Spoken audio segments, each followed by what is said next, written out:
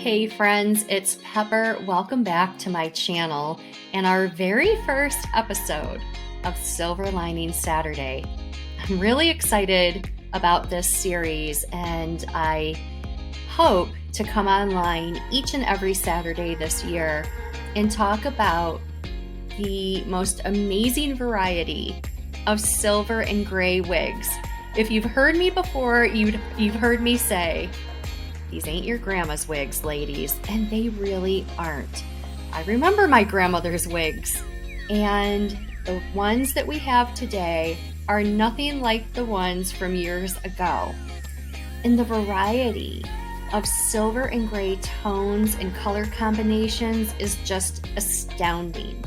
They're not on the typical short, little old lady hairstyles that we used to see way back when on our beloved grandmothers.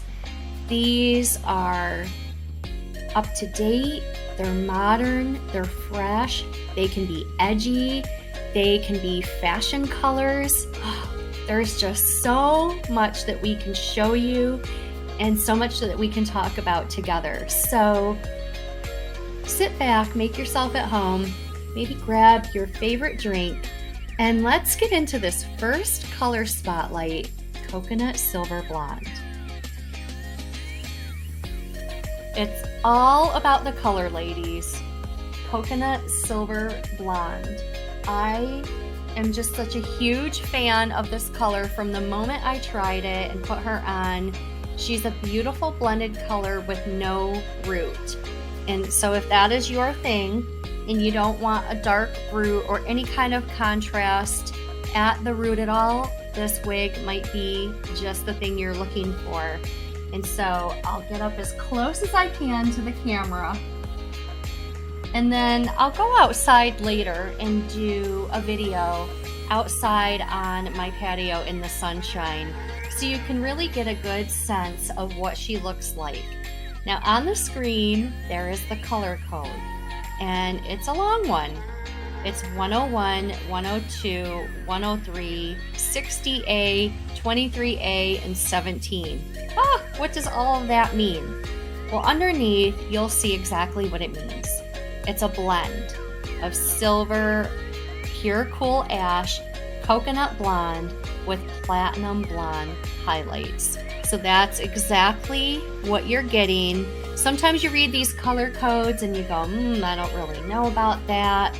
But this description, in my opinion, is spot on. It's exactly what you get when you order a coconut silver blonde. And in the Belle Tress line, I've purchased this color in curly styles, in the straight, and sometimes with a little bit of a beach wave to them. And they always look just like this. I've not seen any kind of weird varieties to the coconut silver blonde, and that's always good to know too. So if you want something that is on the ashy side, meaning no red and no gold, you'll probably really fall in love with this color, Coconut Silver Blonde. This is the Cafe Chic wig by Belle Tress. And what I love about her is she is just a sleek, all one length bob with very straight, blunt ends. That's what initially caught my eye in the manufacturer photos. And then some of the other reviews that I saw about her. She's made out of heat-friendly fibers. That means you can use a blow dryer, a curling iron, or a hot iron on her, and you can style her however you'd like. Now, one thing that I did want to point out, and I know I've got some flyaways because I haven't worn this wig in forever, but look at that lace front. You really can't see where that lace front starts. And that's one of the things that I really love about Belle Tress. This lace front is impeccable.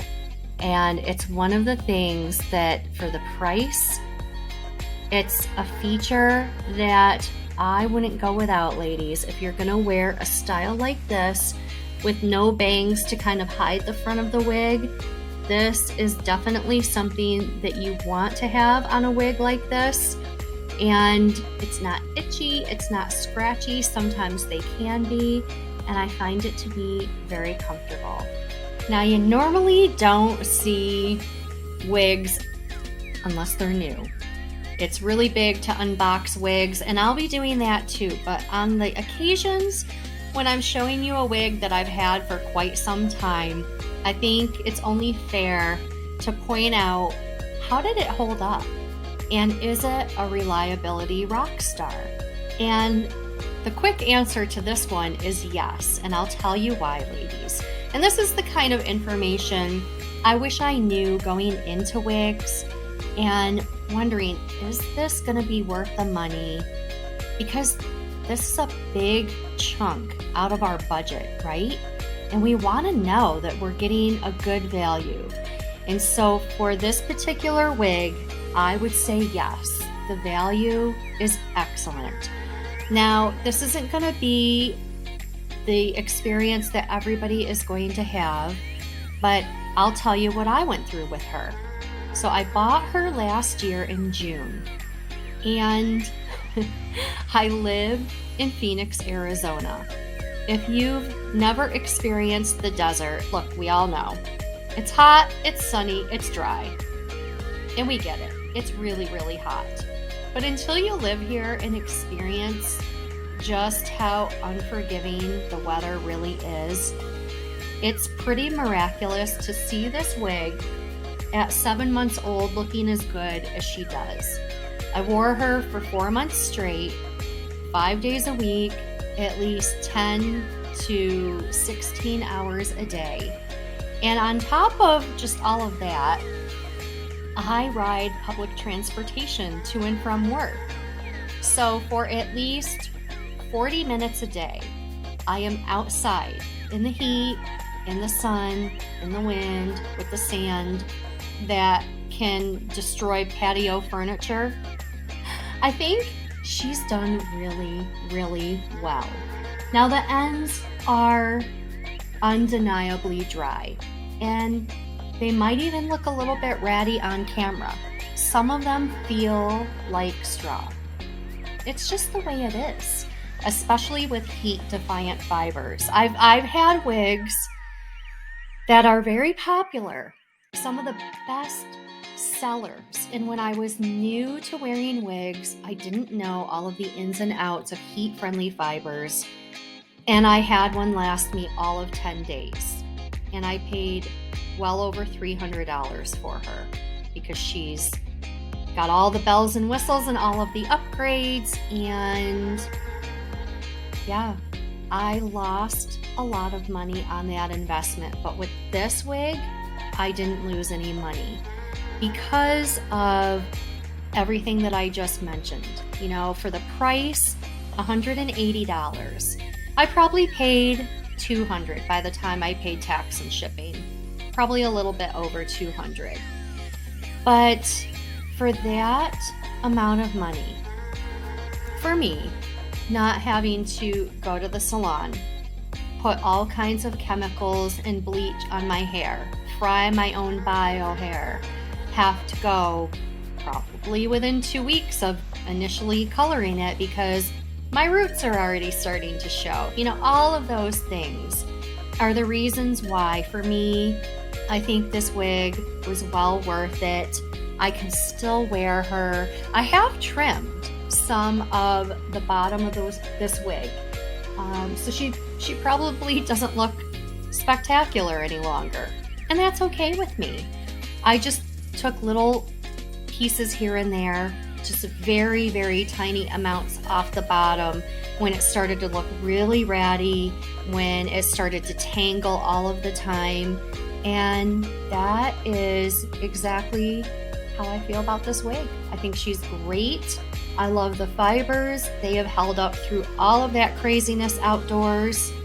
And yeah, that's what I have for you, my friends. So speaking of outdoors, I will end this video with just a really short clip of me outside, out in front of my place, so you can see what she looks like in natural light. I probably won't go right into direct sunlight because it is so bright and sunny out here. It might put too much of a glare on her, but overall, you'll get a good idea of what she looks like in the outdoor light.